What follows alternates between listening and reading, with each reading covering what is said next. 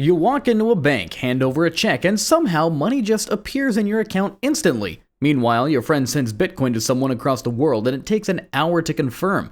But then there's this thing called Ripple XRP that claims to move money in seconds. Now, what exactly is XRP? Is it cryptocurrency like Bitcoin or something completely different? Today, I'll explain Ripple and XRP to you like you're 5 years old, and by the end, you'll understand why banks are paying attention and how XRP stacks up against Bitcoin and Ethereum. Now let's start with a simple question. What happens when you want to send money to your friend in another country? I mean, you walk into a bank, you fill out forms, you pay fees, and then you wait days for the money to arrive. It's like sending a letter through the postal service, but slower and more expensive. Banks have to talk to other banks, who talk to other banks, who eventually talk to your friend's bank. Each step takes time and costs money. This is the old way of moving money around the world, though. Now, imagine if there was a super fast highway just for money.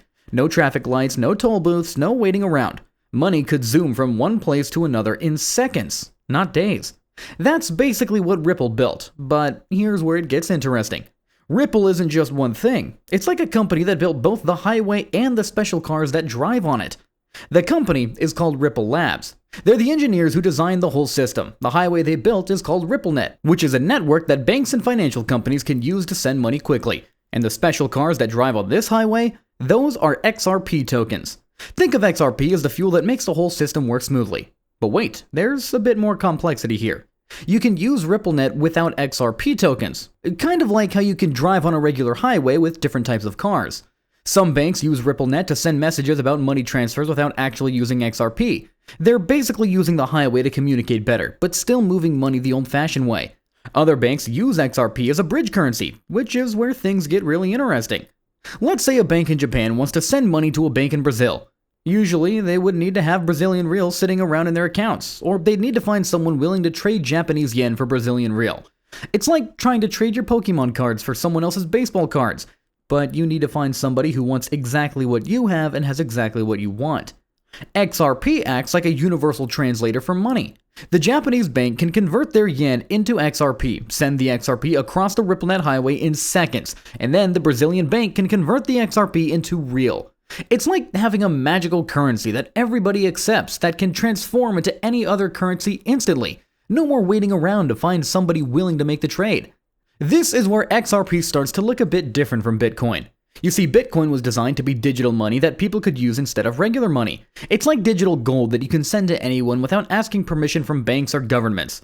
Bitcoin wants to replace the whole banking system. XRP, on the other hand, was designed to work with banks, not replace them. It's like building a better engine for cars instead of trying to convince everyone to just stop driving.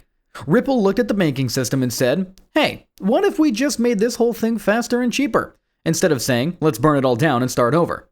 The speed difference is dramatic. Bitcoin takes about 10 minutes to confirm a transaction, and sometimes much longer when the network is busy.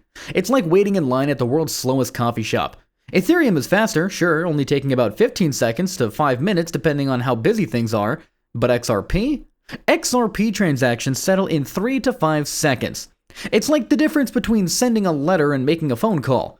Now, why is XRP so much faster? It all comes down to how each network makes decisions. Bitcoin uses something called proof of work, where computers compete to solve math puzzles to validate transactions. It's like having a classroom where students have to solve increasingly difficult math problems, and only the first one to solve it gets to write on the blackboard.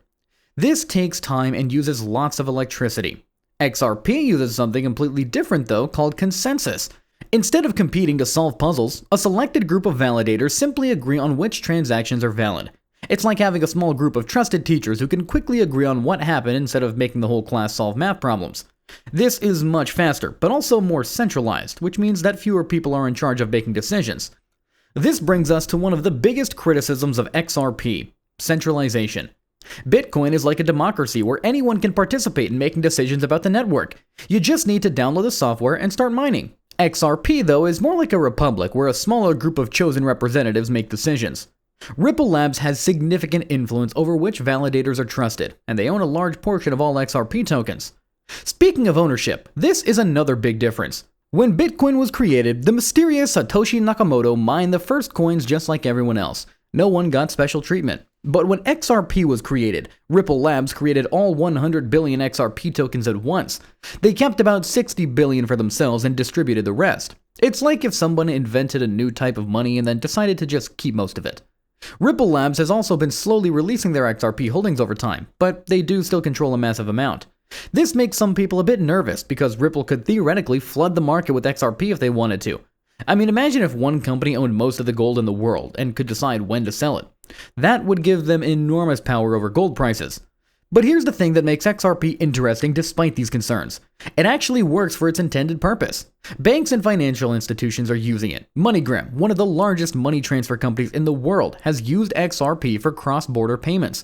Banks in Japan, Thailand, and other countries have also tested and implemented XRP-based payment systems.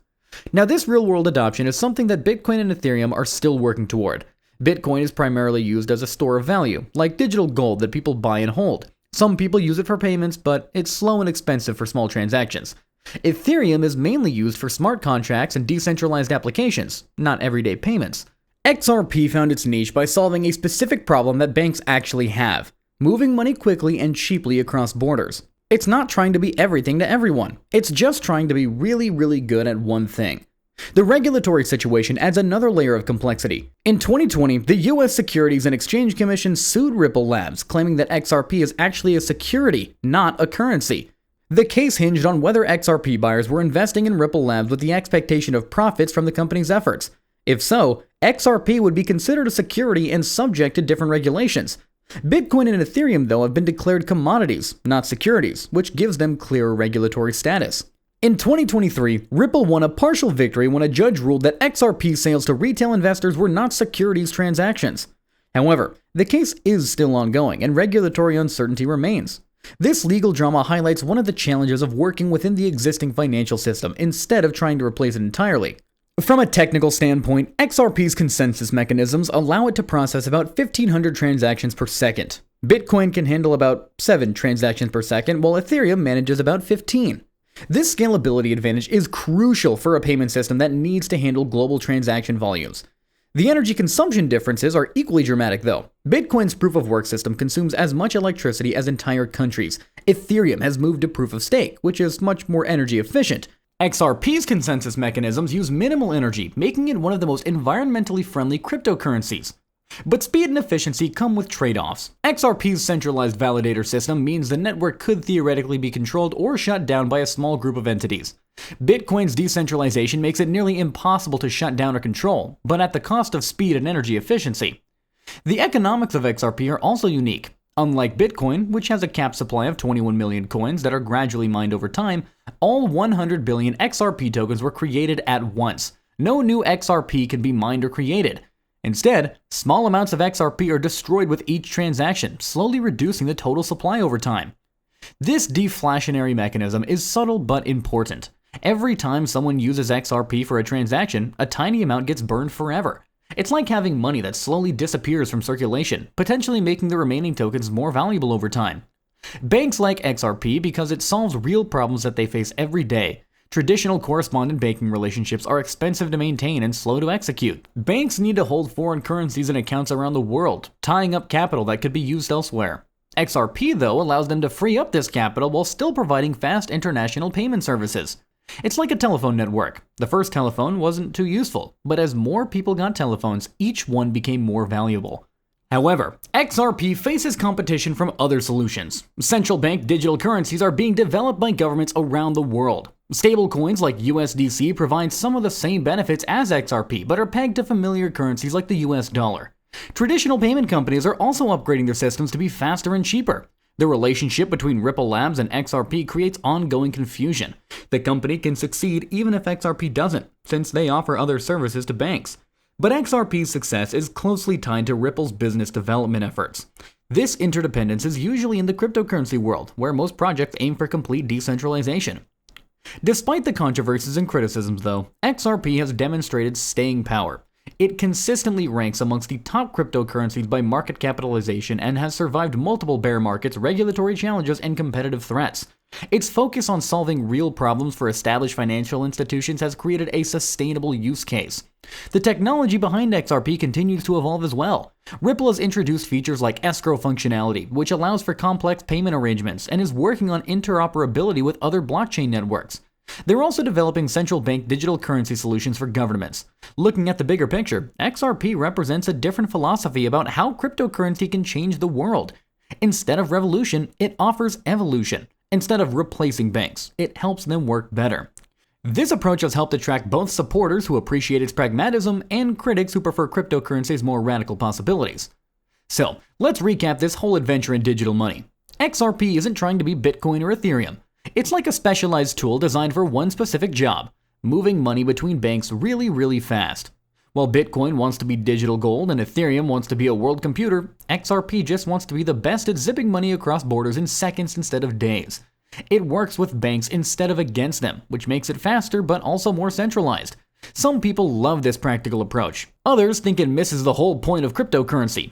Either way, XRP has found its place in the financial world for actually solving problems that banks have right now. Now go forth and explain to someone why their international wire transfer takes 3 days while XRP can do it in 3 seconds. Just don't blame me when they start questioning everything about traditional banking.